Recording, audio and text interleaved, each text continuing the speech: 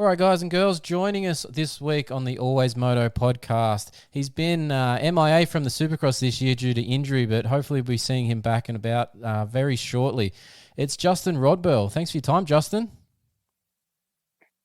What's up, man? I'm pumped to be on the show. It's been a while since I've talked to anyone, really. I've just been kind of laying low, hanging out, doing some things with, training, but that's about it.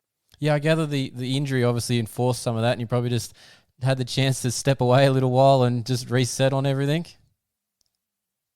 Yeah, it's one of I actually ruptured my Achilles, so it's one of those injuries that's going to take, or it's been about 4.5, 5 months now. But I'd say I'm about at 75%, 74. I'm still loading, still getting there, but day by day. But no, I'm actually back into the full swing of training. I'm on the bike. I've only rode 2 days now, but I'm back at it. So well, that's a good start. Now to ride. It's an interesting thing, man. It's good that you're back on the bike, but it's an interesting injury. It's not something we usually see too often in moto. How did you manage to tear your Achilles? Yeah, so I was riding Supercross. It was my second week. So I had second or third week of starting my boot camp for the season in November. It was the end of November. And I was supposed to be ready in January. So I was really hitting it hard, training. And it was we were riding on a Wednesday before Thanksgiving on a Thursday. Yeah. So I was packed to go see Thanksgiving in America is huge. Yep. In Australia, no one even cares. Yeah, right? Exactly. But I get it. But here we celebrated. So we were going to see family that next day. So I had my snowboard loaded up because we were going to the mountains to my girlfriend's family. So I had everything loaded up in the van, but a dirt bike, golf club, snowboard, gonna have a weekend. And man, I went out for my moto and there was a triple. It was a single, triple, and I can actually send you a video of the rhythm tomorrow. Yeah, nice. To maybe show, because I go to the track every day and work with the kids at south of the border. But so in that pocket of the triple, so when I went single, triple, seat bounce, and then stood up to go triple. Yep. I landed on I was standing on my toes, and to me, it felt like my heel hit the face of the jump, and I was in the corner. I fell in the corner. I landed the jump perfect, tripled, landed. I was in the air. I was what in the, you know? So I land, and I'm no pressure on that foot. Fall over in the corner, and I'm my Achilles. I knew exactly what it was. Yeah, that's the thing. Most people know straight away because it's most people describe it as getting shot in the heel. Yeah, man. It was my. Can you hear me? Yeah, definitely. Yep. Go. Keep going. It was my heel, or my calf muscle. I don't even understand how to explain it. The back of my heel muscle, the muscle on the back of my heel, my Achilles, was up at the top of my calf, the bottom of my calf.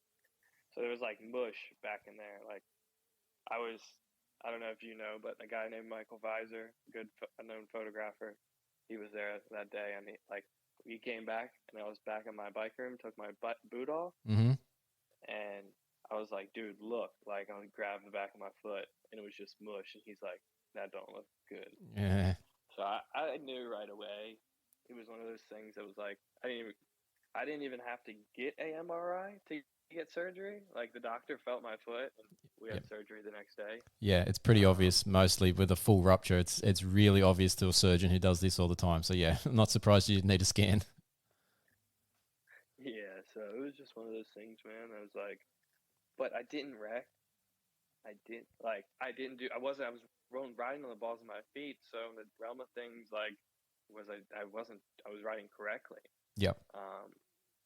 So it was just one of those things. I actually spoke with Vince Freezy. I don't know if you know, but he did the same thing. I don't know if a lot of people know that. It's not very. It's been quiet on but Freezy, but everyone sort of mentioned that he had an Achilles yeah, injury, but nobody's sort of been able to confirm if he yes. fully ruptured it or not. So So yeah, yeah, I'm not gonna speak for the guy, but I spoke to him, and he did. He told me he saw my injury, and then he did his in a rhythm that same day, and he's like, dude, I don't know how I did it. I was riding correctly. yep, It's it's one of those things that, man, I personally think we're riding, maybe not me, but like you're riding the G force is what it was.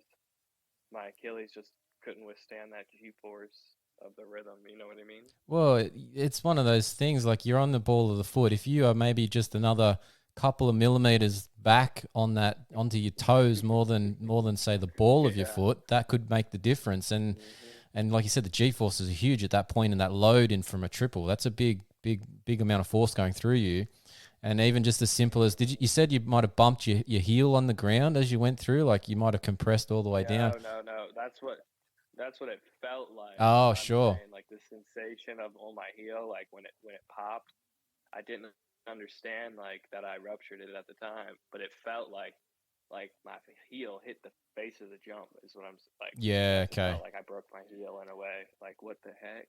Yeah. It was all numb, but then I kind of figured out once I got back to my room and like my bike room is south of the border, like my foot didn't work. Yeah, it's pretty obvious It that one. didn't go up. I think when we posted about that back in December, whenever that was, that we put up a thing for yourself, a couple of people hit me up and go, "How do you know that you've torn your Achilles?" And I put up a little simple video to like back to them, and I said, "You just squeeze here, and if nothing happens down there, that's how you know." And they're like, "Oh, okay, sure." And it's just that simple, eh? Like Yeah, you can see it, you can grab your calf, and you can squeeze it, and nothing happens at the bottom. Your foot doesn't move, so. Yeah, yeah, it's a terrible injury, really. Like it's pretty important area. yeah. Because your calf is really like. I mean, I've gotten my full like movement back in my foot, which is great. Because like, I know it's still a muscle, but like, and on top of that, man, the surgery, post surgery, Mm. I never had surgery in my life, so I don't know what it's like to have surgery. Um, but on a bone, but oh my god, when they attach that muscle back together and I'm laying in that bed for like 3 weeks Hmm. with my foot elevated and it's the muscle just yanking on it because it's just attached and it's all tight. Like Yep. they just made it even tighter. Like that is one of the gnarliest pains I think I had to deal with. But now I'm doing a lot better. But it was a gnarly injury. I Yeah, will the have to first say. month to sort of two for that Mm-hmm. is not comfortable because it's so bound up. It doesn't want to Yep. stretch back out and relax because it's obviously Yep. torn. And yeah, it's real uncomfortable for Yeah. you. So look, glad that you've got out the other side of that and things are going well. How does it feel when you're on the bike now? Can you actually like feel it stretch when you're on your balls of your feet again? Are you comfortable to go to that position now? Yeah, I'm pretty good. Yeah. I'm like I said, about 70. Like I'm not doing jumps to flat just to be safe, but I'm doing all the like I rode a real track. I'm doing all the jumps. I feel good and like most of it. I'm just kind of playing it safe for a few weeks, and then once I get like okay, like I'm not really. I don't even notice this thing anymore. I will hit it hard. Yeah, sure. But obviously, I'm back early. Like I shouldn't even be on a dirt bike or on a dirt bike track Well, with jumps. well, But that's a I'm question still for not you too, doing so because much. Yeah. that's an interesting question because I would think these are like for normal sports, like we're talking, your soccers, your footballs, your NFLs, NRLs, whatever, whichever country you're listening, those sorts of, contact sports, it's like 9 months or longer that they're out with this injury. Oh, You're pretty quick coming back at sort of that 5 month mark. So that's impressive in itself. But yeah, also potentially a little like obviously a different scenario. You're just standing in one spot on the pegs and just having your heels go up and down a little bit. yeah. You're not creating that same force to propel Yeah. yourself in a sprint, but Uh-huh. you're getting the G forces landing from the jumps too. So it's early. Yeah, it's one of those things like I did. I mean, I'll speak about this. Like I thought about getting stem cells, because that's like a pretty good healing process for this injury, but it wasn't in the budget. Yeah. So, um, I just kind of like did regular rehab every single day, iced it, like ice baths every single day because inflammation is so gnarly. And then just kind of, been working at south of the border as a trainer with like, sometimes we have up to like 60 kids. Mm-hmm. Most days we have around 30. So I'm on my feet from usually it's like 9:30 to 3 every day, standing up, just out there training kids, which I love. But it was like probably the best recovery I could have got. You know what I mean? Just Probably tough to begin with, but it was probably good for you. Yeah. Yeah, it was terrible at first, but I was still in a boot. Like I was out there training the kids in the mud in a boot. Yeah. It came around, so. Oh, cool. Well, so like all that behind you now, hopefully things are moving forward. What are the plans for you, with the races? Are we going to see you back at some point this year in an AMA National, or what's on the horizon for you? How do you think this is going to play out? So I'm going to continue training and working hard, obviously. I've been, I don't know, working hard off the bike, so I'm not too bad out of shape. My plan is to be at round 1 at Hangtown. Okay. I mean, I probably won't be, 110%. Yep. I'll be there. I need to get a 2-digit number for next year, because I didn't get any points in Supercross. Yes. So that's kind of like my main goal is to get like maximum points this summer. And so I've been working on I was at a point, sorry to keep ranting, but like I was at a point when I got injured, man, I was probably the best I've ever felt on a dirt bike. And I know people say that, but like literally I still haven't had a whole season on a good dirt bike. And that's not to talk bad about any other team or person I've ever rode a dirt bike for. I appreciate it, and I love the opportunity. But now that I've rode a good dirt bike, I think my results will show. And I rode a good dirt bike at like Budds Creek, and like I ran top 10 a lot of those motos, and I know that's my home track. Unadilla, I rode a good bike, but we didn't have the gearing dialed. But Budds Creek was good, and then I was off of it after that. So yeah, that's about where I'm at. I'm just ready to get out there, which sounds crazy, but I've been itching for a while. No, I can understand it. Like as soon as you're off for any length of time, you need to get back, and you've got to set yourself something to make you push to be ready by that point. And look, outdoor, like the round 1 might be a tiny bit early in terms of being ready and fit and comfortable on the bike, but you got to have something to go for. Yeah, I mean, even if I'm not like 110% ready, like there's only one way to get better. So yeah, exactly. Laps on laps on laps. So yeah. Yeah. Oh, that's whatever. I got some good people helping, so it'll be a good season. I believe. So what are you going to be on? Because I'm sitting here looking at your Instagram page just for some if there's any other questions to pop along, and there's a lot of 2-stroke stuff on here, mate. What's happening there? We're not riding a 2-stroke at the Nationals, I'm assuming. No, I actually there's a dealer in Maryland where I'm from, Ellicott City, that helps me out, and I got a 2-stroke from them because, man, those things they just put a smile on your face when you ride one. Like they do, yeah. Like it just has, yeah, like that, and especially that bike is so good. I would never race it against a 450 because it's like not fair. Like I need that power, but like it's just so fun to ride. So I just have it. Fair enough. So what are we racing when we turn up at Hangtown? What are we going to be on? I'll be on a Husky 450. Nice. Okay. So yeah, it'll be fine. I'll have plenty of power. But yeah, I'll just be on a Husky 450 with Enzo suspension. And then I'm working out some motor details right now, but that's about it. It's an HGS pipe. Yeah, cool. Look, hopefully it all works out and it gets together for you pretty nicely, and you can have a strong outdoor season. Like you usually do get some pretty good results. You just got to probably have to build into it and maybe see mid-season sort of thing, but getting back to where you should be. Yeah, no, like when I rode, man, I actually am like I was ripping. So like I don't know. I've not fell off the pace. It's just and like I'm already like I rode. I know this sounds crazy, but I was just like, all right, let's rock it. I'm gonna just do a 25, 30-minute moto with the guys, and my pace is. It's not like the guys I'm riding with. They're not pros, but they're like amateurs, A class, and I was right with them, and I'm like, okay, I feel fine. Like, Oh, good sign so far. yeah. So it'll be a good summer, I think. I just have to continue to work hard. And then I've never really had a good plan going into the summer. Like last summer was, this is crazy. I don't think anyone's ever even done this, but I showed up to a national, or I raced a Kawasaki at round one, and then that team wanted me to go to Canada to race, but I didn't have the COVID vaccine and I didn't want to get it. So I stayed in America because to cross the borders, you had to get it. Yep. So I stayed in America. Ended up, there's this team called the Bud Builders. They bought me a Husky Thursday.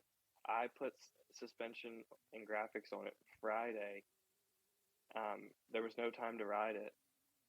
So I just rode it, raced the thing Saturday at Hangtown, round 2, and got 20th the first moto. I do remember something about that, you doing that, and that did seem a bit bizarre, but you did pretty well on it, so it mustn't have been all that bad. Yeah. Those bikes are really good, and that's when I noticed. I was like, dude, these Huskies they're next level how good they are. Like, I'm sure those factory bikes are good, but I've rode some bikes out there that are pretty bad. So yeah. Well, you rode 3 bike brands last year, didn't you? You had that little fill in with HEP as well. yeah, and I'm very thankful for that. That was cool. But I like Husqvarna. It would be nice just to ride one bike all season, but I'm assuming.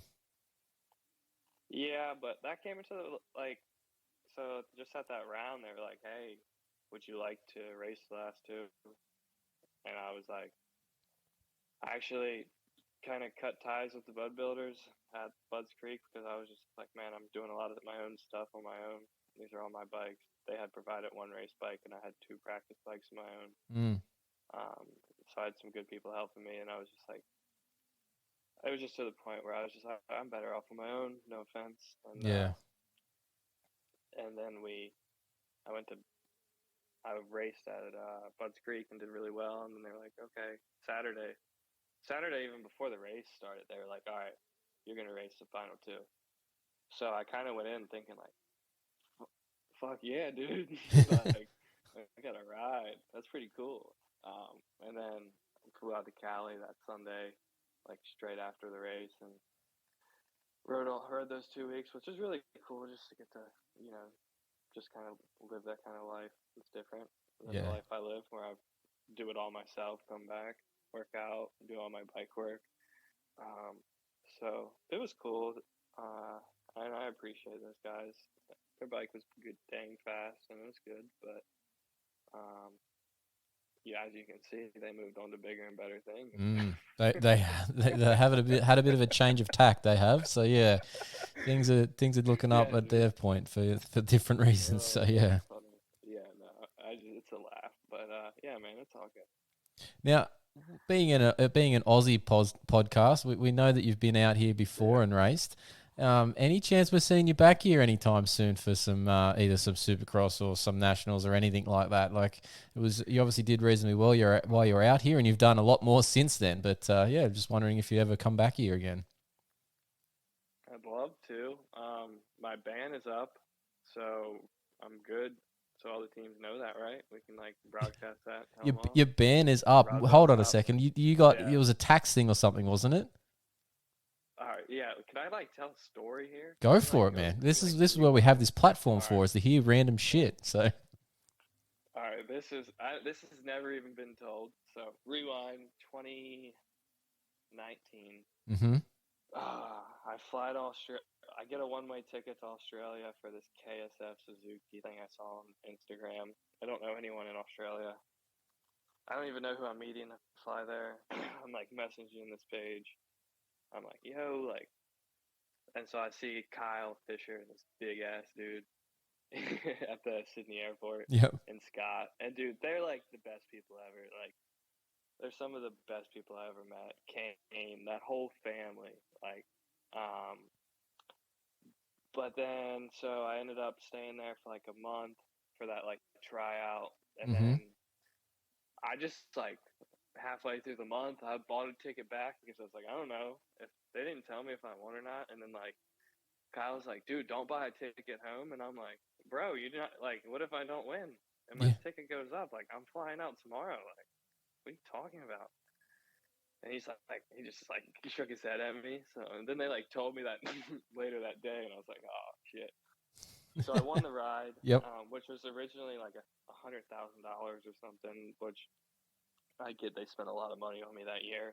Just to even go racing costs a lot of money. Yeah. And then they, on top of that, they fed me. I lived with them. So on top of like, they like took Kane was taking me riding. We were doing our best, man. We were working hard, like every day. We'd go 3-4 days a week. I go riding, and I didn't have a car, so they'd take me riding. Like I lived in their house. They fed me, took me in like their own. I lived there for probably 3-4 months at a time, and I was coming back on I was on like a visitor's visa, vacation visa, I guess Yep. you would call it. Yep. One. So I was just like dipping every 3 months, and then, so this is how it gets funny. So at like the end of the outdoor season, Mel Ross blew out his knee. I was hanging out with Dylan Wood, and then I think it's Dylan Wood, and then Chris Woods, right? The KTM guy, Mm-hmm. right? Raceline Performance. Yep. Yep. Correct. Yeah, he was like, "Yo, what do you think about riding KTM?" So I'm riding this Suzuki. No offense to Suzuki, dude. Let's be honest. I'm out on this Supercross track. I'm riding this thing, and I hop on Dylan's KTM, and I'm like, dude, second lap, I'm like Yeah. busting out quads. Yeah. This is like better. 3 He says. seconds a Yeah. lap faster. I'm like, this is a Ferrari. Yeah. So I tell Chris Woods, I'm like, you put me on that thing, I'm gonna be dangerous. Like, yes. And I'm like 18, dude. I'm kind of like cocky. Yeah. I was just like living life. So he gives me a sprinter van and 2 practice bikes, and I just get after it, and I start training, and then, well, before all this, me and Kane Fisher, the owner Scott and Kyle, his son, Yep. he was my mechanic, and we booked like a trip to Bali, and we did it like the right time. It was my birthday, and then I had to leave for like a week just to renew my visa. Yeah. Yeah. So like instead of going to America, I was like, I'm gonna just go to Bali. So I go to Bali, renew my visa. Well, I come back in to Australia. I come back like 3 days earlier than everyone because we had Supercross coming up, and I was like, I can't be over there for like 3 weeks. Mm-hmm. That's kind of bad. I need to come back after like at least 5 days of having fun. Yeah. So I come back, and I go through security, and they're like, "Hey, Mr. Rodbell, we have a few questions." I'm like, what's up? Uh-oh. I only have like a backpack, mind you. Like all my stuff is still over in Australia. I don't know who has it, or if it's in the trash, or I have a road bike, a lot of stuff. But Yeah. Right. back to the story. So they're like, "Yo, Mr. I just had a backpack, so I just went over there for a few days to the beach." I was like, "All I need is board shorts, t-shirt, Yeah. I'm good." That's it. Yeah. So I come back, and they're like, "Yo, Mr. Rodbell, come here. Oh, can we? What are you doing?" I'm like, "Oh, I'm coming back. I ride dirt bikes, just travel around." They're like, "Oh, how do you pay for this?" And I'm like, "Well, fortunate enough, my family has enough money, and they just give me a credit card." They're like, it's illegal to have someone else's credit card. I'm like, "Oh no, it's got my name on it. Here." So I check it out, and everything's good. They're like, "Oh, can we see your phone?" And I'm like, "Yeah, why not?" Yeah. I'm like, I didn't think I was hiding anything. Yeah. So, Exactly. dude, they go straight to my messages and like find pictures of me riding the dirt bike, and they're like, "Oh, so what are you doing here?" And I'm like, "Oh, just riding." They're like, "Oh, so you do it to make money?" And I'm like, "No." And they're like, so then they go into my messages and find where KSF Suzuki had paid me like 500 AUD, but I guess I can go into it. They were paying me through freaking PayPal, so we were just like, Oh, impose yeah. on the government. Yep. Dodge the tax part of it. Don't pay the government nothing. And yeah, it all works until you get caught, apparently. So yeah. Yeah. Well, yeah, but I didn't get all the money, and it's whatever. So back to the story, there was no money to be found in my accounts. They're like, "Where's the money?" I'm like, "There's no money, dude. Like, I'm not making much money at all. I'm just here for the fun of it." Mm-hmm.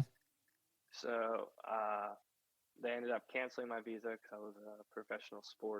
supposed to be on a professional sporting visa. So I got banned for 2 years. I've done my 2 years, so I'm cleared now. Unless they were to, like, I still have to get cleared for one. You know what I mean? Which I guess is hard because you're already banned once there. Yeah, you'll have to right? fill it. Tick that box that says I was previously banned, and yeah, explain the situation. I was a bad guy, man. Yeah, one time or another, I did something dumb. Yep. I was a young kid, man. Sorry, I'm still young, but I just didn't know, honestly, straight up. But yeah, that's the whole story. And then, so yeah, I came back and started working and started racing here, and That's where we're at. I've been since. So, but you are available. So, how long ago did this 2-year ban run out for you? Is it recent? Would have been last year, I guess. Like, I guess I could have came and raced the Supercross, like some of them. But I didn't really have anything together to go do that, or I didn't really know it. I don't know. I'd have to. Yeah, I don't know. Well, yeah, well, look, obviously this year's stuff is all starting to sort of probably be spoken about for Supercross at the end of the year in Australia, because ours is always late in the year. So yeah, maybe there's something there for you. Watch out, mother. Tell Wilsey, watch out, motherfucker. I'm not husky. I'll have to tag him in the post now, so he gets alerted to this, and he can listen for himself straight firsthand. He'd be like, "Oh, I'm gonna kill you, cunt." I like the Australian spin on that you tried to put on the cunts. Oh, that's awesome. Oh, look, man. Well, look, it's good that you're getting back on the bike. It's funny to hear about the ban. You know, it's funny, but it's not funny. It's obviously a serious situation, but it is funny that it's happened and it's over now. So at this point, it is. Yeah, it's not something I really care about. It's part of life. You live and learn, right? Exactly. Yeah. So look, situations that you just live and learn. Yeah, and you'll probably tick a different box on the application next time. So yeah, it's all good. But look, hopefully we see you back, like you said, at that round 1 for the outdoors, and hopefully fit and healthy, and can stay that way for the year, and maybe even an Australian Supercross down the track. Or the World Supercross, they're coming here too, so why not? But yeah, look, appreciate your time, Justin. Thanks for the storytelling, and hopefully we see you on track soon. All right, man. Good talking to you. I appreciate you.